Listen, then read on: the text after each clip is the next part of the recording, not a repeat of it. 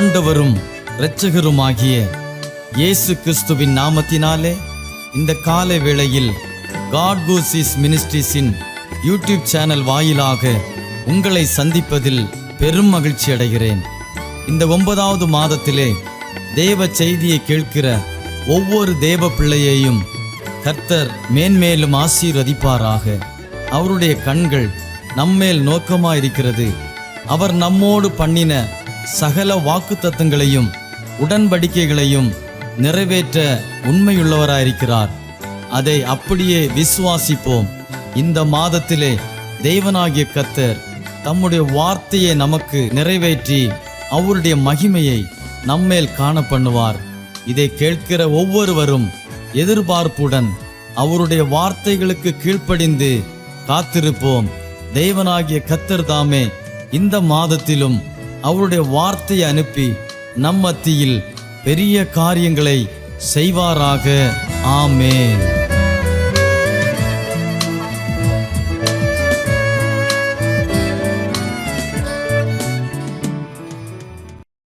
നാമത്തിൽ എല്ലാവർക്കും വന്ദനം.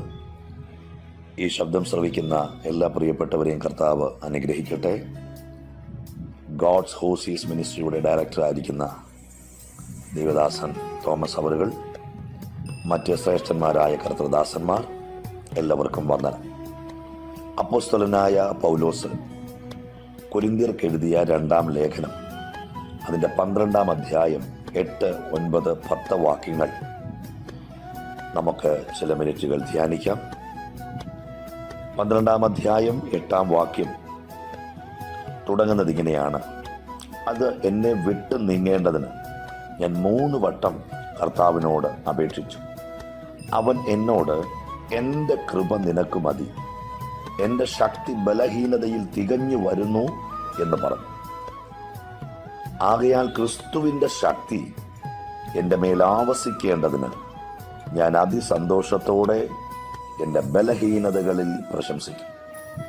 10-ാമത്തെ വാക്യം: അതുകൊണ്ട് ഞാൻ ക്രിസ്തുവിന് വേണ്ടി ബലഹീനത, കയ്യേറ്റം, ബുദ്ധിമുട്ട്, ഉപദ്രവം, ഞെരുക്കം എന്നിവ സഹിപ്പാൻ ഇഷ്ടപ്പെടുന്നു. ഞാൻ ബലഹീനനായിരിക്കുമ്പോൾ തന്നെ ശക്തനാകും. പൗലോസ് വ്യക്തതയോടുകൂടി 10-ാം വാക്യത്തിന്റെ അവസാനം പറഞ്ഞിരിക്കുന്ന കാര്യങ്ങൾ, ഒരു പ്രാർത്ഥനയുടെ മറുപടി പൗലോസിന് ലഭ്യമായതുകൊണ്ട് ആ മറുപടി നിമിത്തം അദ്ദേഹം സഹിക്കുവാൻ തയ്യാറായ ചില കാര്യങ്ങളെക്കുറിച്ച് നമ്മൾ കേട്ടു. എന്നാൽ ഈ തൻ്റെ ലേഖനങ്ങൾ നമ്മൾ പരിശോധിക്കുമ്പോൾ അവിടെയെല്ലാം കഷ്ടതയിൽ, പ്രതിസന്ധികളിൽ, പോരാട്ടങ്ങളിൽ, ആപത്തുകളിൽ, ഉപദ്രവങ്ങളിൽ സഹിഷ്ണുതയോടെ സഹിച്ച മനുഷ്യൻ ഈ പുസ്തകം അവസാനിക്കുമ്പോൾ അദ്ദേഹം പറയുക, എന്നെ വിട്ടത് നീങ്ങണം. 3 വട്ടം ദൈവത്തോട് ചോദിക്കുക. പക്ഷെ ചോദിച്ചതിനുള്ള ഒരു മറുപടി അല്ല ദൈവം കൊടുക്കുന്നത്. പക്ഷെ ചോദിച്ച ചോദ്യത്തിലും അധികമായ ഒരു വലിയ മറുപടി. ചോദിച്ചതൊന്ന്, ദൈവം നൽകി കൊടുത്തതൊന്ന്. നമ്മൾ സിസ്റ്റമാറ്റിക്കായിട്ട് വചനം പഠിക്കുമ്പോൾ 8-ാം വാക്യം ചോദ്യം, 9-ാം വാക്യം ഉത്തരം, 10-ാം വാക്യം ഉത്തരം കേട്ട പൗലോസിന്റെ പ്രതികരണമാണ്. ഒന്നുകൂടെ ഞാൻ ആവർത്തിക്കുന്നു. 2 കൊരിന്ത്യർ ലേഖനം 12-ാം അധ്യായം 8-ാം വാക്യം പൗലോസിന്റെ ചോദ്യവും, 9-ാമത്തെ വാക്യം ദൈവത്തിങ്കിൽ നിന്നുള്ള പൗലോസിന് വേണ്ടിയുള്ള മറുപടിയും, 10-ാം വാക്യം മറുപടി കേട്ട പൗലോസിന്റെ പ്രതികരണവുമാണ്. പ്രിയപ്പെട്ടവരെ, എന്നെ ശ്രദ്ധിക്കുന്ന ദൈവദാസന്മാരെ, ദൈവമക്കളെ, നമ്മൾ ദൈവത്തോട് ചോദിക്കുന്ന ചോദ്യം ശ്രദ്ധിക്കുന്ന ഒരു ദൈവമുണ്ട്. നമ്മൾ ദൈവത്തോട് യാചിക്കുന്ന യാചന കേൾക്കുന്ന ഒരു ദൈവമുണ്ട്. നാം ദൈവസന്നിധിയിൽ നിലവിളിക്കുന്ന നിലവിളി ശ്രദ്ധിക്കുന്ന ഒരു ദൈവമുണ്ട്. അതുകൊണ്ട് തന്നെ പറയുന്നു വചനം, എളിയവരുടെ നിലവിളിക്ക് ചെവി പൊത്തിക്കളയാത്ത ദൈവം. കർത്താവിൻ്റെ കണ്ണ് നീതിമാന്മാരുടെ മേലും അവരുടെ പ്രാർത്ഥനയ്ക്ക് ദൈവത്തിൻ്റെ ചെവി തുറന്നിരിക്കുന്നു. അപ്പോൾ നമ്മെ അറിയുന്ന, നമ്മെ കാണുന്ന, നമ്മുടെ അവസ്ഥകൾ വ്യക്തമായി നന്നായി അറിയുന്ന ഒരു ദൈവം നമുക്കുണ്ട് എന്നുള്ള ഉത്തമമായ ഉറപ്പും ബോധ്യവും ആ ഒരു ദൃഢമായ ധൈര്യവും നമുക്കുണ്ടാവണം. അതുകൊണ്ട് തന്നെയാണല്ലോ യോശുവയോട് ദൈവം പറയുന്നത്, മോശ മരിച്ചു കഴിഞ്ഞ് അനന്തരമുള്ള കാര്യങ്ങളിലേക്ക് അദ്ദേഹത്തെ ദൈവം നിയോഗിക്കുമ്പോൾ, ദൈവം അദ്ദേഹത്തെക്കുറിച്ചുള്ള പദ്ധതികൾ പ്ലാൻ ചെയ്യുമ്പോൾ അദ്ദേഹത്തിൻ്റെ ഹൃദയത്തിനകത്തൊരു ചിന്ത, എനിക്ക് മുമ്പിൽ ലീഡറായിട്ട് നിന്ന മോശയെ എറിയാൻ കല്ലെടുത്തവർ, മോശക്കെതിരെ വിരൽ ചൂണ്ടിയവർ, മോശക്കെതിരെ ആക്രോശിച്ചവർ, പിറുപിറുത്തവർ, ഈ ഒരു ജനതയെ മുൻപോട്ട് നയിക്കാൻ എനിക്ക് എങ്ങനെ കഴിയും? ആകെ പതറി, ആകെ തളർന്നു, മാനസികമായി വല്ലാത്ത അവസ്ഥകളിലായി. പക്ഷെ അവിടെയും ദൈവം പറയുന്നു, ഞാൻ മോശയോട് കൂടെ ഇരുന്നത് പോലെ നിന്നോട് കൂടെ ഇരിക്കും. അതിൻ്റെ അർത്ഥം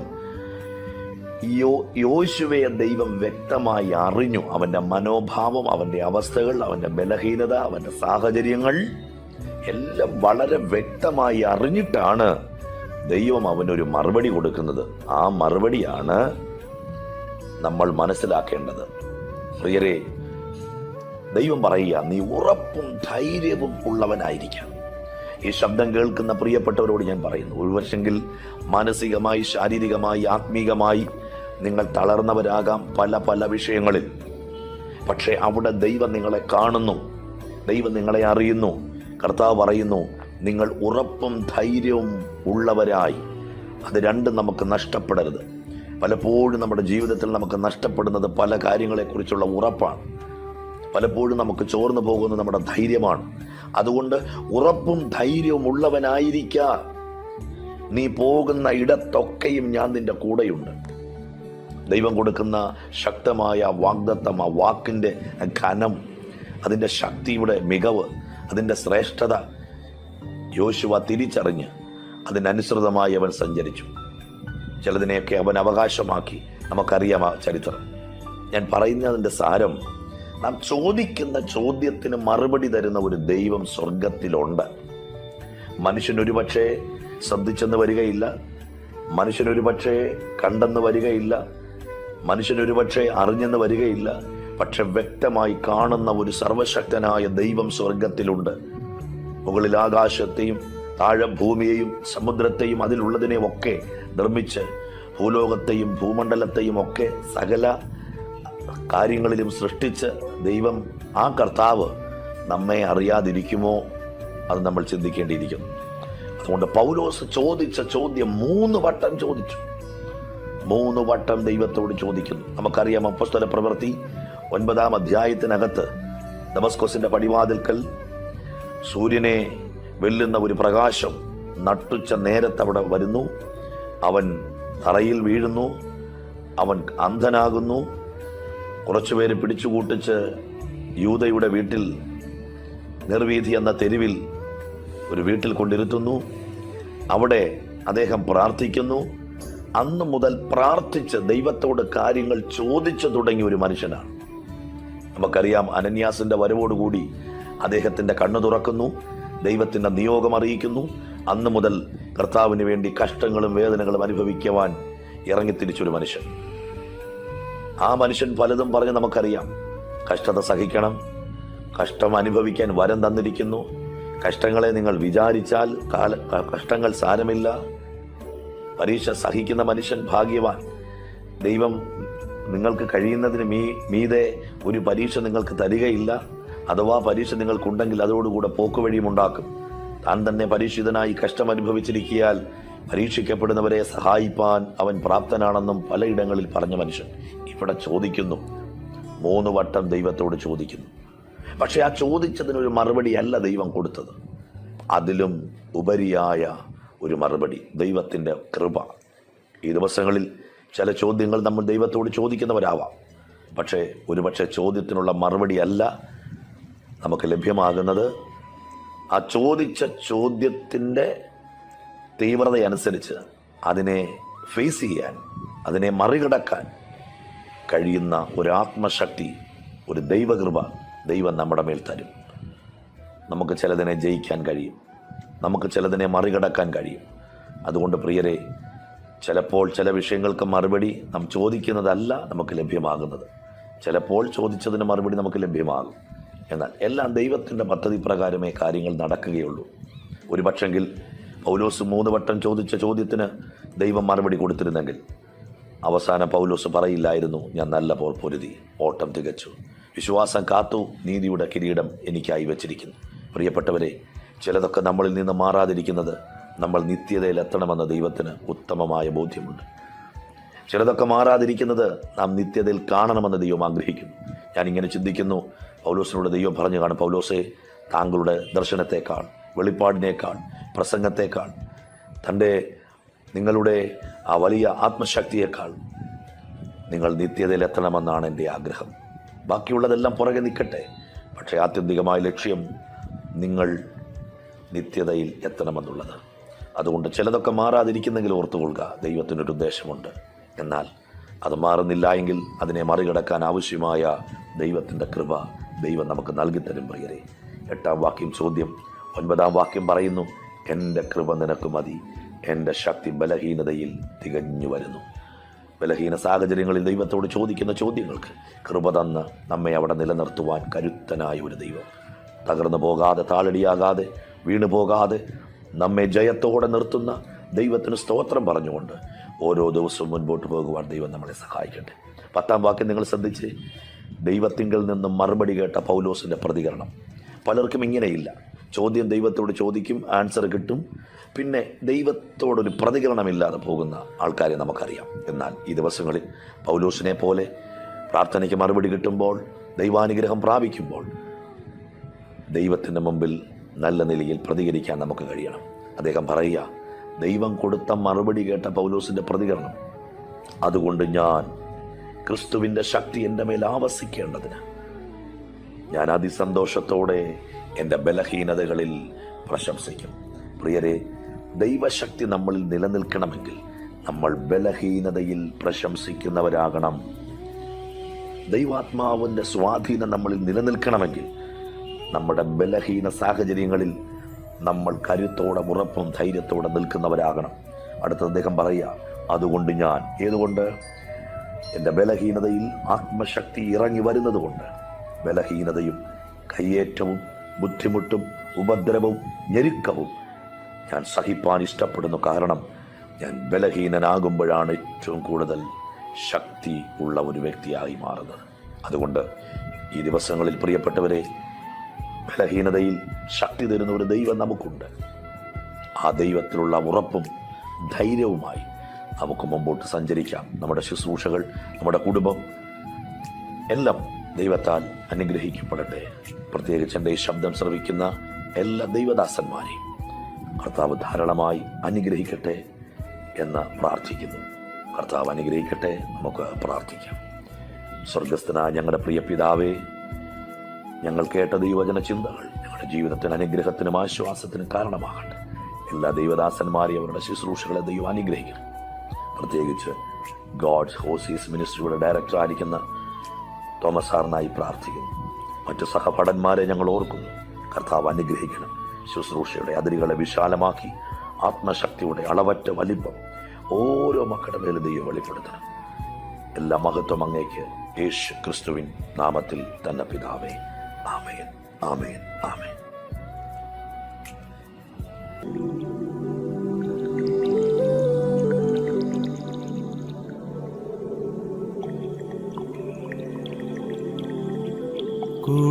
കൂടെയുണ്ടേശുവൻ കൂടെയുണ്ട്,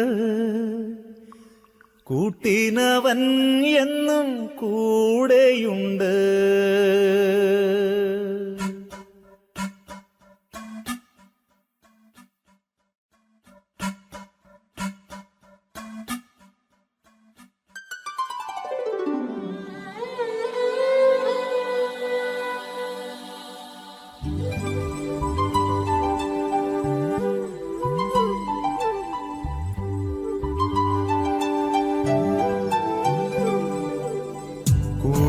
കൂടെയുണ്ടേശുവൻ കൂടെയുണ്ട്, കൂട്ടിനവൻ എന്നും കൂടെയുണ്ട്. കൂടെയുണ്ടേശുവൻ കൂടെയുണ്ട്,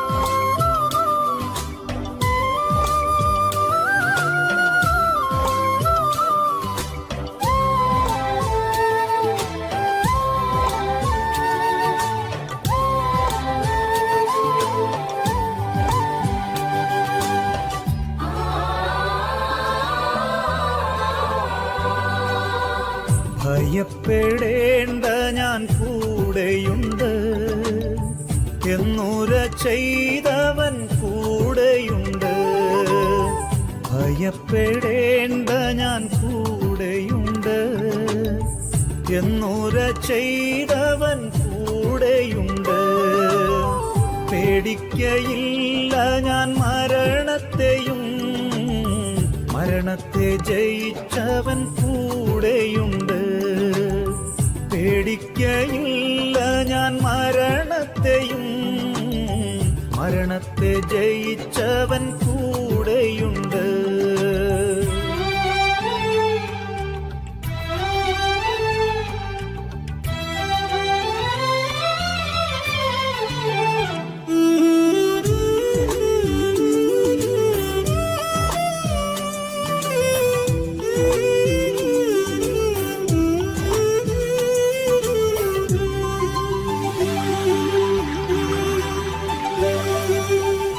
ആഴിയിന്നാഴത്തിൽ കൂടെയുണ്ട്, ആകാശമേഘങ്ങളിൽ കൂടെയുണ്ട്.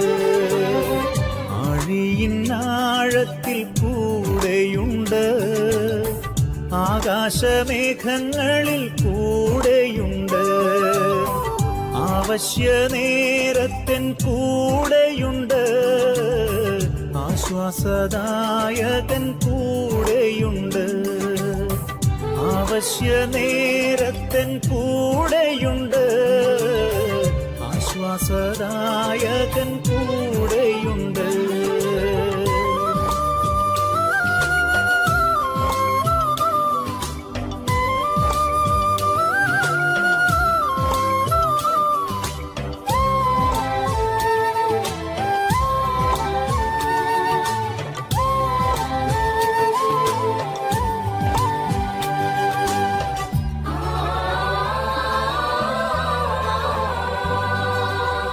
വെള്ളത്തിൽ കൂടി ഞാൻ കടന്നിടിലും വെള്ളമെൻ മീതെ കവിയുകില്ല.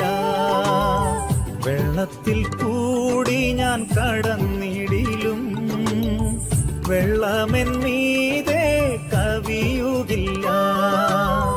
വെന്തു പോകില്ല ഞാൻ തീയിൽ നടന്നാൽ, എൻ താതൻ എന്നോടു കൂടെയുണ്ട്. വെന്തു പോകില്ല ഞാൻ തീയിൽ നടന്നാൽ, എൻ താതൻ എന്നോടു കൂടെയുണ്ട്.